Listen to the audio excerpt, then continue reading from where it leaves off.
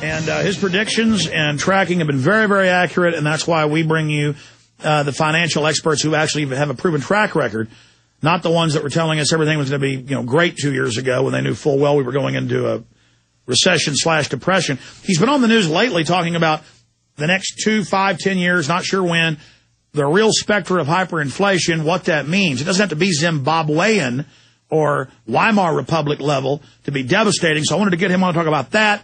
Also, his prognosis for the dollar, because we've got people like Harry Schultz, who's a highly respected and been pretty accurate in the past. Also, Bob Chapman has confirmed from embassy people he knows that they are telling embassies, dump your dollars, hoard foreign currencies for September. Now, is that just some drill, or is that an ominous sign of global dumping of the dollar? Who knows? We'll ask him about that and a lot more in the next 20 minutes. Mr. Faber, thank you for coming on with us. It's my pleasure. Okay, you got the floor. Tell us about the specter of hyperinflation, what you see happening in the world economy. Is there going to be a recovery, or is this just the beginning? Well, basically, the U.S. economy went into recession in October, November 2007. But initially, because the government manages to massage figures, it didn't show up right away. But after September 2008, the global economy fell off a cliff, and we probably kind of bottomed out in March, April, but it doesn't mean that we will have a strong recovery.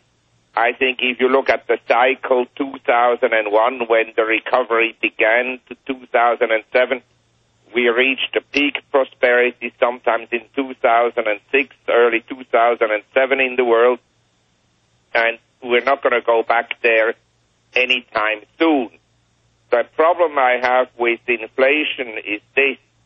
The government's reaction to the crisis has been essentially to slash interest rates to zero. In other words, the very policies that created the crisis post-2001, when the Fed slashed the Fed fund rate from 6.5% down to 1% and kept the Fed fund rate at 1% until June 2004, when actually the recovery had begun in November 2001.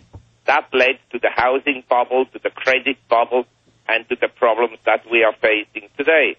So the same policies are now applied, zero interest rates, which of course robs essentially the savers of any income on their deposits with banks and in treasury bills.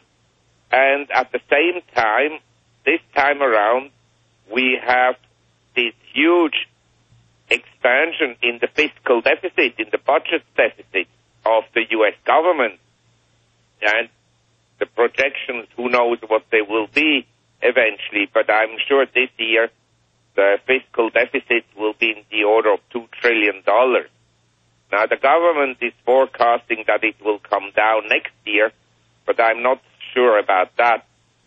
Now, when you combine large fiscal deficits with expansionary monetary policies, it is very likely that at some point inflation will be relatively high.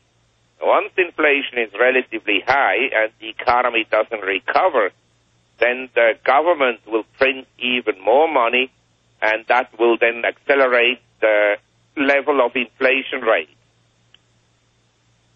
Now, over the decades tracking this, sir, and being on the boards of scores of countries internationally looking at this, what's the inside scoop, if any, on what the private Federal Reserve is really planning, what the central banks in Europe are planning? I mean, they're openly announcing all this new power to regulate themselves, to grab whole areas of the economy. Obama's firing heads of GM and hacking it up in pieces and handing it out to cronies.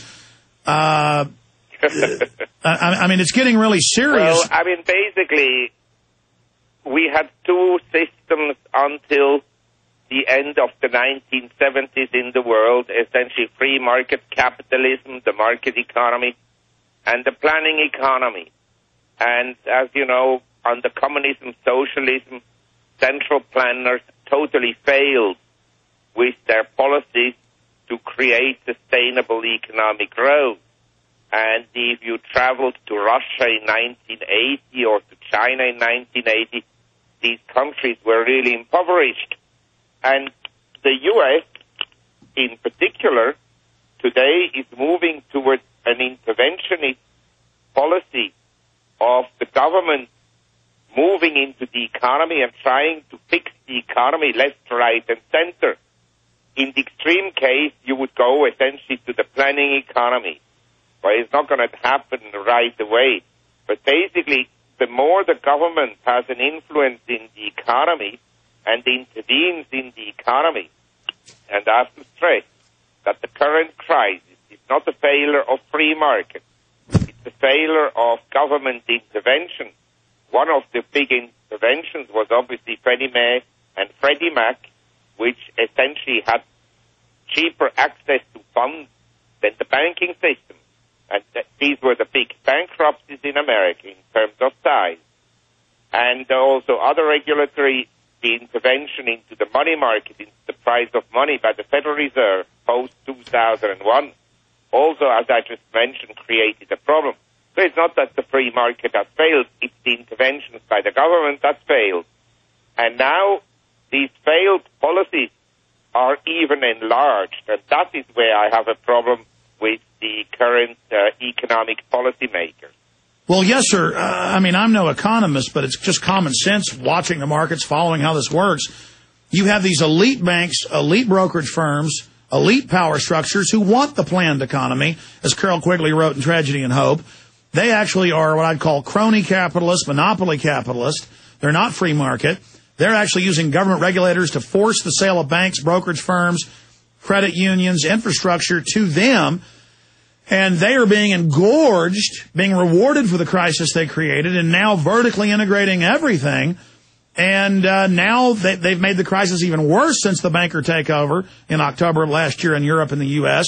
And now I'm sure you've seen the new, quote, federal, redo where they're claiming they're going to have new regulations. But when you read it, it just says absolute power of the Federal Reserve to do whatever it wants to take over any industries. I mean, again, where do you see this ending? Just with one global bank ruling everything, this new bank of the world that we're going to pay our carbon taxes to? Well, I think it's difficult to see where it will end. But as I pointed out, I think it will end with much more inflation. And there is a big misconception in the world, which is that when the economy is weak, there are no inflationary pressures. Usually, when you have a strong economy, you have low inflation. And when you have weak economy, you have high inflation because of the government's interventions in the economy through fiscal measures, fiscal deficits, and through expansionary monetary policies. Basically, you can have huge excess capacities and high inflation. The two have nothing at all to do with each other. Well, would you call this... I think we will have high inflation, and at the same time, I think what we will eventually have is some kind of social unrest, because I can't believe that people will be fooled forever by what you call crony capitalism. Yes, sir. And I want to speak more on that, but that begs the question, how long can this go on with this crony capitalism or monopoly capitalism? Well, it can go on for quite some time and, make things much worse.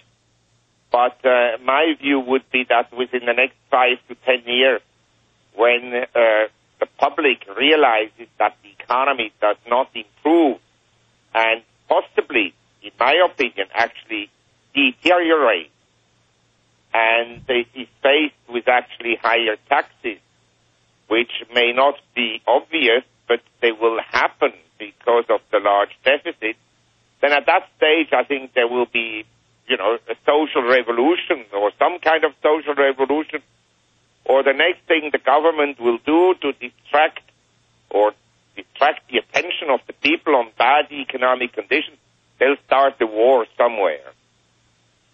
Ah, very well said. That's what they normally do, and it looks like with North Korea and Iran, they could be steaming towards that goal. Would you call the most likely outcome a type of hyper-stagflation where the real economy's dying, but they flood the world with these worthless notes and credit? And so we're going to have a continual stagnation like Japan, or will it accelerate towards a black hole with an overlay of inflation? And how bad will that inflation be? I mean, will it approach Zimbabwe or Weimar, or will it be 20-30% a year? Well, I tell you, it doesn't really matter whether inflation is 10-15% a year or whether it's the Zimbabwe style of inflation. Because if you go up to 10% inflation a year, it's likely that you will then go to 15%, and if you're at 15%, it's likely you go to 20%, and so forth. It's once it's the inflation magic is let out of the bottle, it usually accelerates and expands. So I think the likelihood that we will have eventually high inflation rates in the U.S. are very high.